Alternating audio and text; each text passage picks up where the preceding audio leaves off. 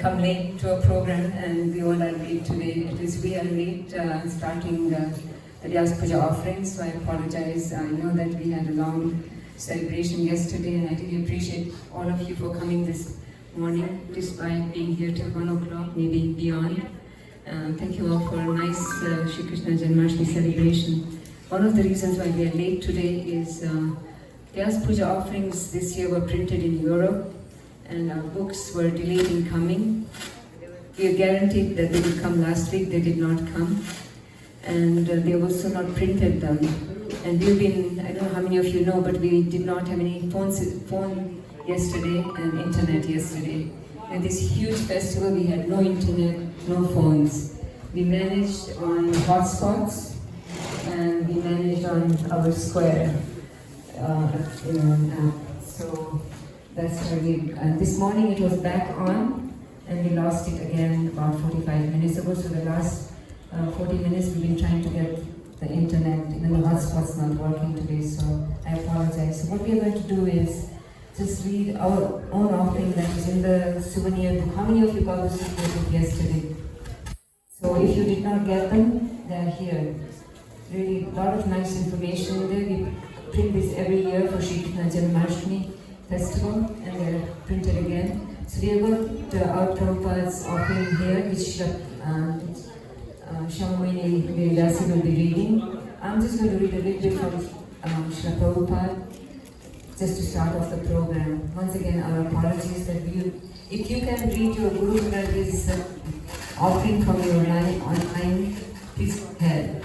Okay, so I'm just, let's start, and at least we have a few minutes left, and we'll go ahead and offer our offering. So, Om Vishnu Padaya Krishna Krishna Pujaya Shri Idam Swami Shri Jai Krishna Chaitanya Prabhu Shri Advaita Shri Sadguru Hare Krishna Krishna Krishna Hare Hare Hare Rama Rama Hare Hare. Always remember Krishna, never forget Krishna. This is our mission statement for ISKCON Phoenix. From young to old, everybody remembers that. So all living entities have come under the control of the illusory energy by your will, and therefore, if you like, by your will, they can also be released from the clutches of illusion. I wish that you may deliver them. Therefore, if you so desire their deliverance, then only will they be able to understand your message. The words of Srimad Bhagavatam are your incarnation, and if a sober person repeatedly receives it with submissive oral perception, then he will be able to understand your message. This is an excerpt from the Markan Dharma written by His Divine Grace, A.C. Bhaktivedanta Swami Srila Prabhupada, on board the ship Jaladuta at the Commonwealth and Boston Silks, dated 18th of September 1965. What a nice way to start our offering. And we don't have time to marking prayers of Srila Prabhupada, but we'll do that one of these days pretty soon, because it is really very, very beautiful. And for Prabhupada to write it just before he landed, I think it brings a lot of reality to us, what he was going through at that time. So anyways, I will stop here and let Shyamaguru Mataji do the rest of our offering to Srila Prabhupada. Thank you so much. Hare Krishna.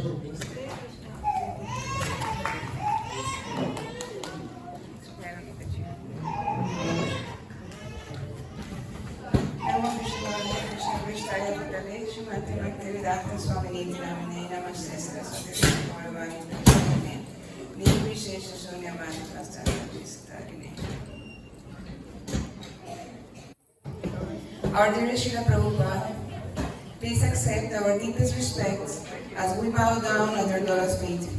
All glories to you, all glories to your endless inspiration. Srila Prabhupada, the more we see the situation of the world around us, the more we realize the importance of having the holy name in our lives. At your advanced age, You were determined to accomplish the mission given to you by your spiritual master. Your faith in your Guru and in the Sankirtan movement of Lord Chaitanya Mahaprabhu and the utmost love for Radha and Krishna were your guiding moral.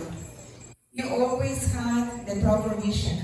You saw everything before it manifested, because it had already been manifested in your heart. Your mercy was costless. You welcomed everyone. You were an ideal example of respect, tolerance, and humility, qualities required to relish and surrender to the holy name. When will we get such an attraction? When will we develop sincere love and attachment to Krishna? When will we really develop full faith in the holy name? When will our eyes, ears, and mind be focused on the all-attractive couple without deviation? When will we surrender our egos and personal ambitions, even in the name of service? Lord Chaitanya Mahaprabhu inaugurated the Sankirtan movement, indicating that we were all in this together. Lord Chaitanya Mahaprabhu gave this gift to all, not to just a few. When will we understand that it is about us, not about me? When will we understand that it is not about converting, but about inspiring? Srila Prabhupada, we are a relative young yatra in an arid place, but the nectar coming from your books is the oasis in the middle of the desert. Your mercy is the blue blanket full of stars that covers us and engulfs us the entire earth. You were soft and bold, and Prahlad Maharaj was instructed with love and care. But you took no time to be strong and determined, like your Nrsimhadev, to protect those under your care. Upon your arrival in the USA at the Boston Pier, you wrote, "How will they understand the manners of devotional service? O Lord, I simply pray for your mercy, so that I will be able to convince them about your message." This was truly your humility speaking. 58 years later, we see how the Krishna consciousness movement has gone to every corner of the world. Only a special soul could do this job.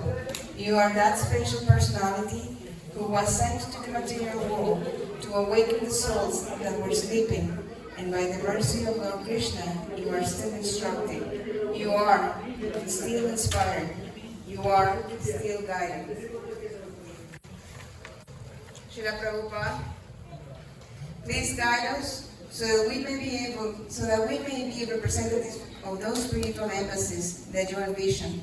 A place where devotees of all ages can come together, serve together in an environment of peace and harmony, conducive to the advancement of Krishna consciousness. Srila Prabhupada, please forgive our shortcomings. And once again, we beg for your blessings so that we may be able to inspire others. Please guide our endeavors and protect our right intentions. Serving you for the pleasure of Sri Radha and Krishna and for the benefit of all. With much love and respect, your aspiring servants as ISKCON Phoenix.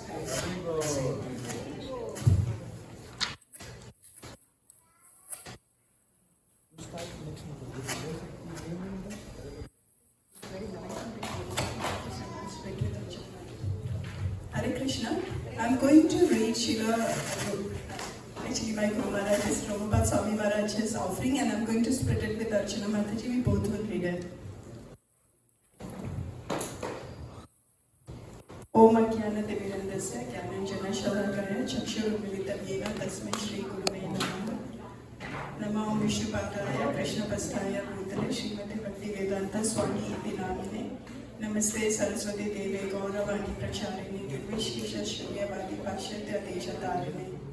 Mukam Karoti Vachalam Panku Langayate Gire Yat Kripatamah Mande Shri Guru Dinatarine. My dear and most respected spiritual master and eternal father, please accept my most humble and respectful obeisances in the dust of your most merciful lotus feet. All glories to you, Srila Prabhupada. Years are passing quickly. Many of your stalwart leaders have already joined you, entering into some form of eternal service under your Lord's feet. In the coming decade, many additional senior disciples and followers will also be joining you, somewhere also assisting you as your eternal servants. That day is coming for all of us sooner or later. Simply a change of service, that's all. As Kadamba Kanana Swami remarked, while reflecting on your gifts given so liberally to this dark world in creating and expanding ISKCON, what was the source of your strength?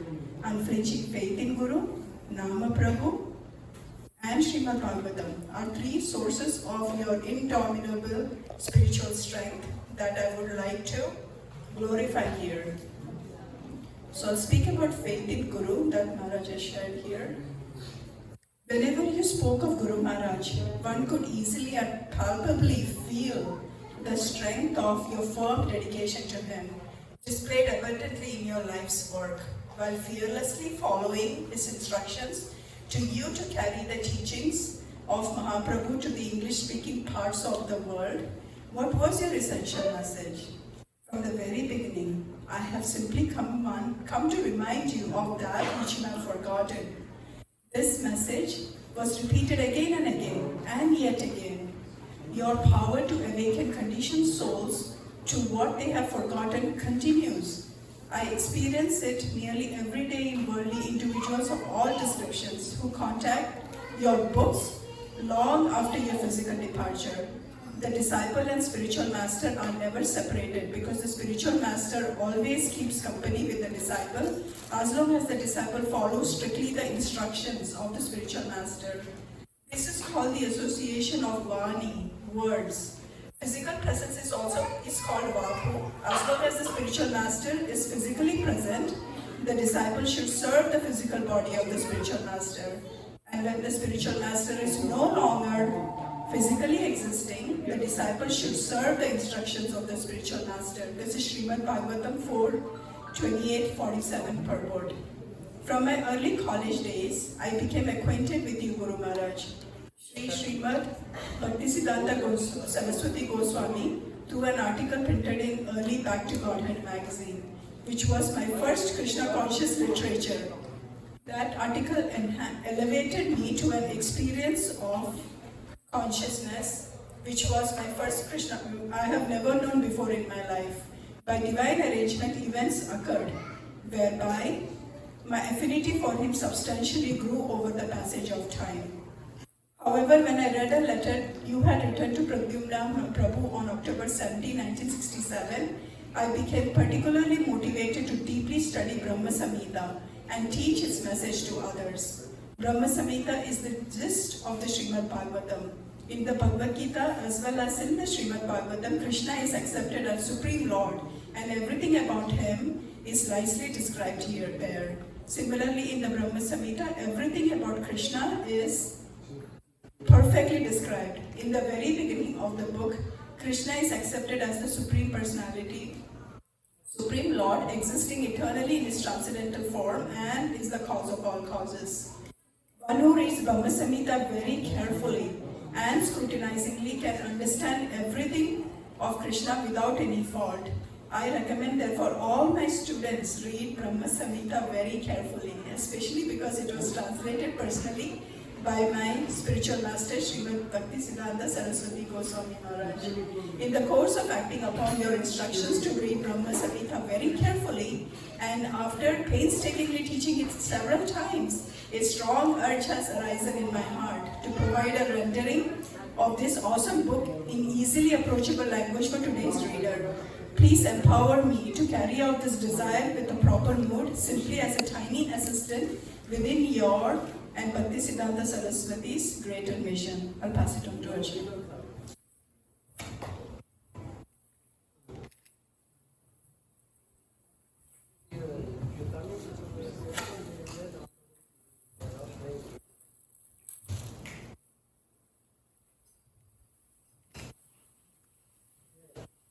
Faith in Nama Prabhu. Once in your presence, Akinchana Krishna Das Babaji asked Bon Maharaj, You went to the west, and Swami Maharaj went to the west. You were both vastly learned scholars, gifted writers, and eloquent speakers. You presented the teaching of Lord Chaitanya, and he presented the teachings of Lord Chaitanya. You did the same things that he did, but he was successful and you could not do anything. What is the reason? And then Babaji Maharaj himself gave the answer, because he had full faith in the holy name of Krishna. In your own words, Srila Prabhupada, I have no devotion, nor do I have any knowledge, but I have strong faith in the holy name of Krishna. I have been designated as Bhakti Vedanta, and now, if you like, you can fulfill the real purport of Bhakti Vedanta. Please grant this one benediction. May I, too, come to the stage of chanting the holy name with full attention and absorption, filled with faith in Nama Prabhu. Faith in Srimad Bhagavatam. In 1961, when provided with your very first opportunity to present the message of Sri Chaitanya Mahaprabhu beyond India to Tokyo, you chose the very theme of Srimad Bhagavatam itself as your message, Light of the Bhagavata. Today, Srimad Bhagavatam has spread widely and in many languages and is continuing to proliferate worldwide, resting upon your strong faith in its spiritually uplifting value simply by souls giving submissive oral reception to its message. Although I am very tiny, I am dedicated to continuing to assist you in this upliftment mission to my capacity as I have been doing for decades. As you well know, my life is eternally dedicated to your service in a feeble yet sincere attempt to assist you in your ongoing mission. By serving you, may these three resources of your spiritual strength be transmitted also to me, at least to some degree, so that I may be a better instrument for you to utilize. Please accept me as your eternal servant, your humble servant, Prabhupada Swami. Hare Krishna. So it is a request that all the disciples of various Guru Maharajas have their offerings ready. So Mataji, you could listen, Mataji. No, Mataji, please. Radharani Mataji.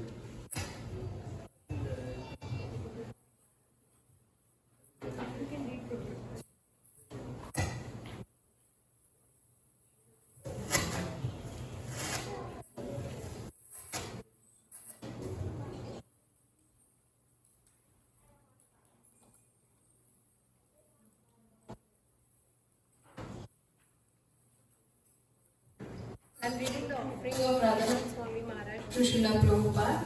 Dear Srila Prabhupada, please accept my unworthy life in the service of your servants. Our life's essence is in the opportunity to express gratitude to you with sincere surrender and devotion. I pray for that humility to recognize that pleasing you in the service of the Lord is our highest purpose. Above all, the inconceivable transformations in the world around us. In the sea of material existence, we are sometimes charmed by tranquil sunsets. Sometimes we are tormented by turbulent storms.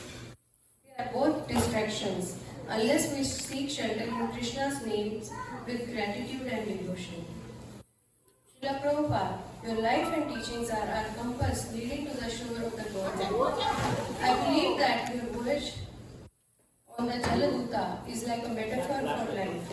As our revered and beloved Acharya, you taught us how to surrender to Krishna with love and remain devoted to the will of the spiritual master through the apparently insurmountable changes in the sea of life.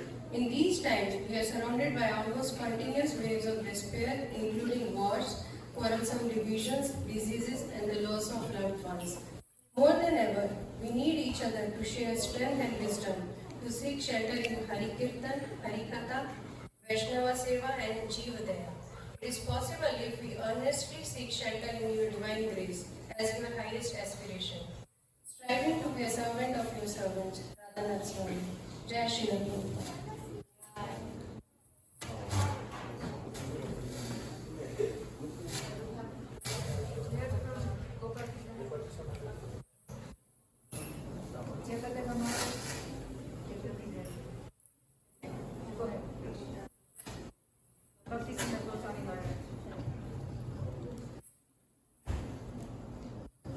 Hare Krishna everyone, happy Nandotsav. So I'm going to read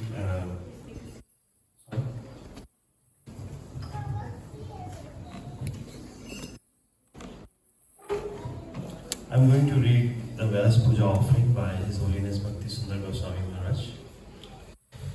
Before meeting Srila Prabhupada personally, I saw a picture of him. It touched me very much. It was on the back cover of the first Sri Isha Upanishad with Lord Vishnu on the front cover. In the picture, Srila Prabhupada was wearing a chadar and a hat. He looked so humble, so genuine, so compassionate. That picture touched my heart as soon as I saw it. I thought, this is a bona fide spiritual master, a real guru.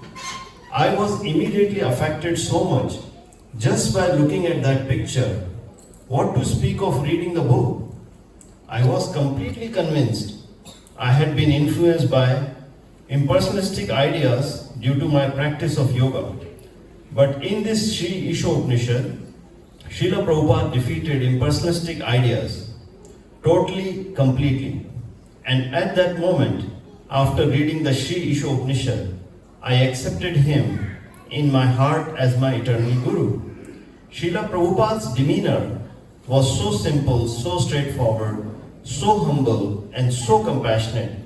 All those wonderful qualities.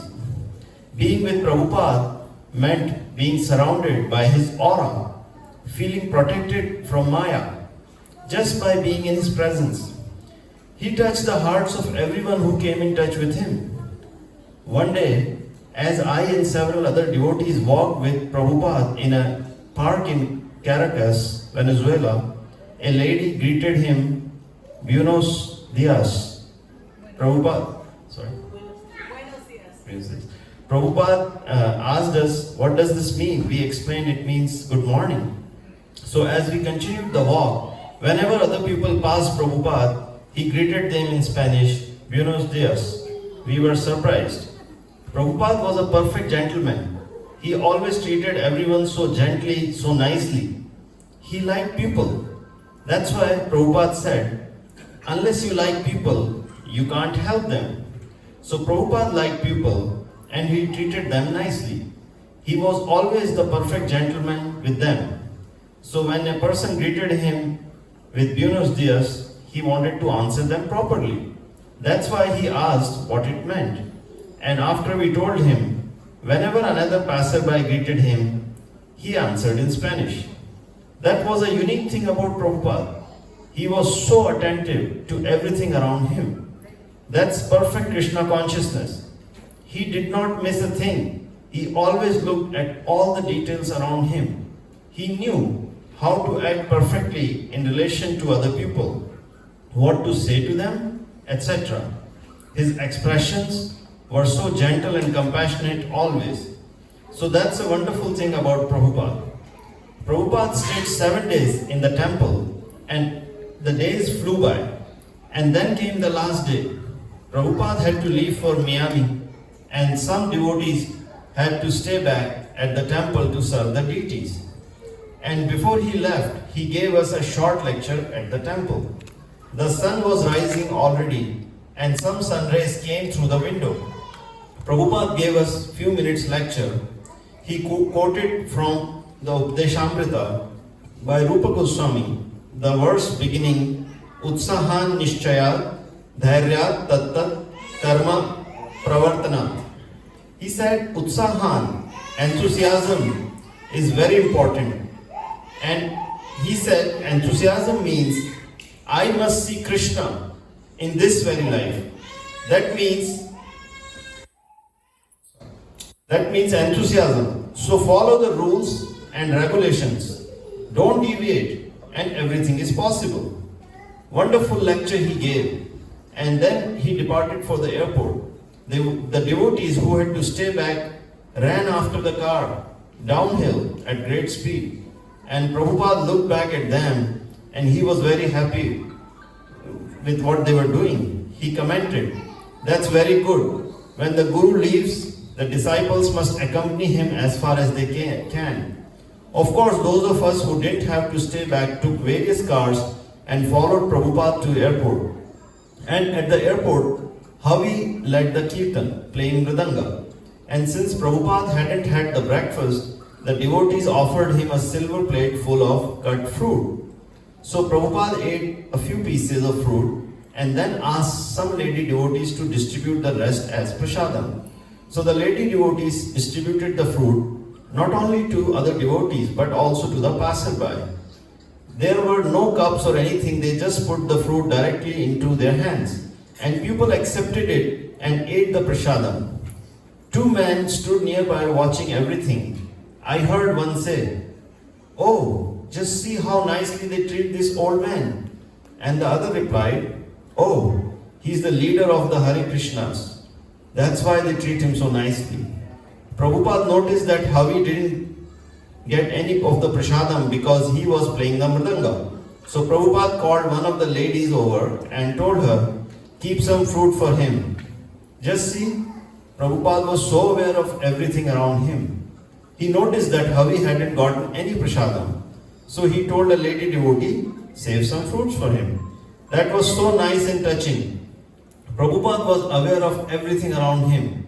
That meant that he cared for his disciples. He loved his disciples. I remember that once a devotee asked Prabhupada, "How can I please you?" And Prabhupada replied, "Your desire to please me pleases me."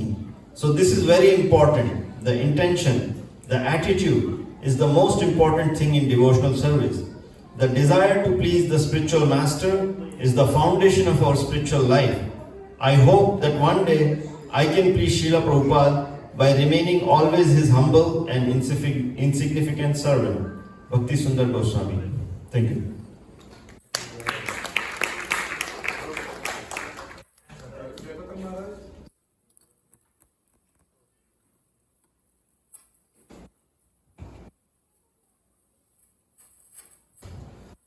My dear spiritual father, Namo Om Vishnupadaya Krishna Prishtaya Bhutale Srimate Bhakti Vedanta Swami Namani Namaste Saraswati Devi Gauravani Pracharani Nirvisesha Shunyavadi Paschata Deshtari.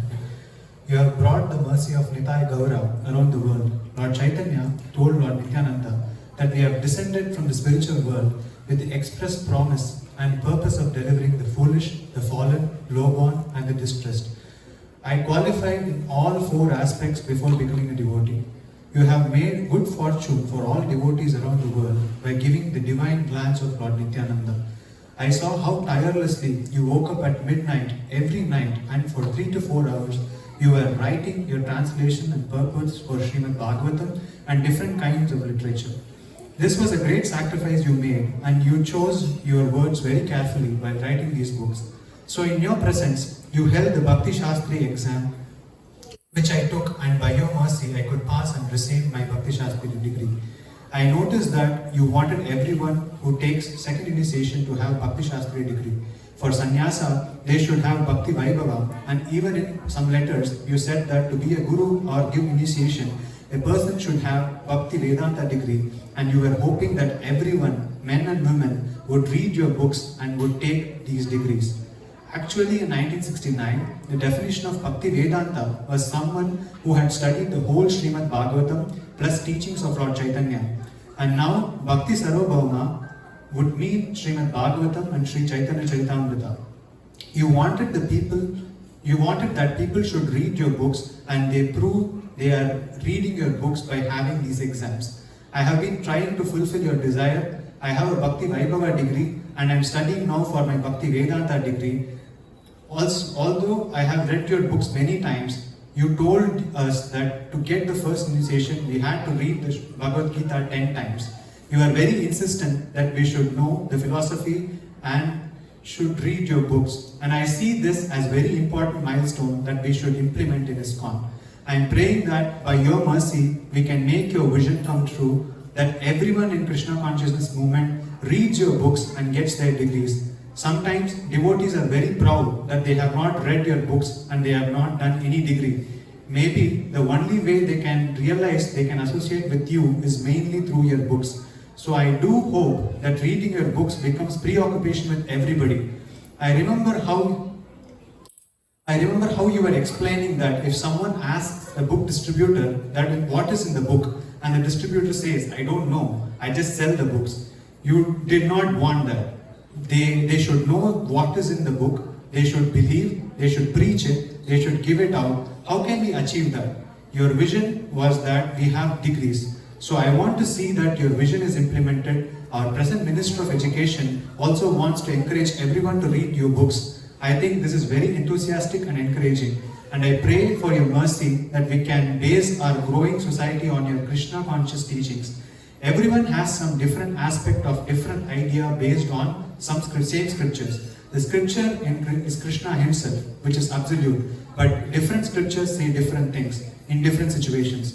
So we need a judge to understand how to apply the scriptures. You are the judge. You are the person who tells us how to understand the scriptures and how to apply this transcendental knowledge. I want your glories to be understood by all generations. All glories to Srila Prabhupada, all glories to your sincere followers, your servant of servant, Jayapataka Swami.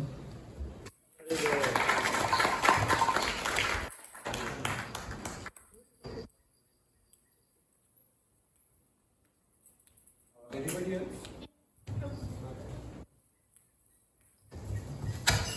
Hare Krishna Srila Prabhupada ki. So, this is by Radha Govinda Swami. I was in Banaras at that time when Srila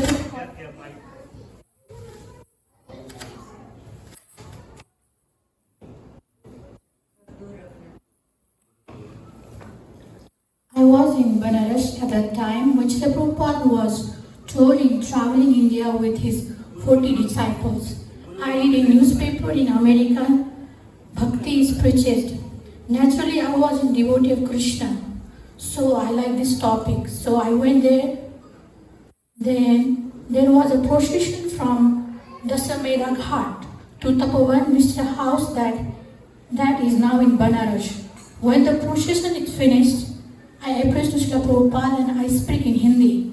When you went to America and how you preach? Srila Prabhupada, you see, I just chant Hare Krishna and give some lecture.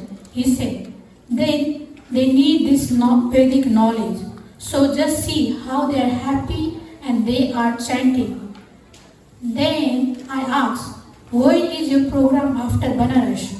Prabhupada said, I will go to Gorakhpur, so I wrote down the date.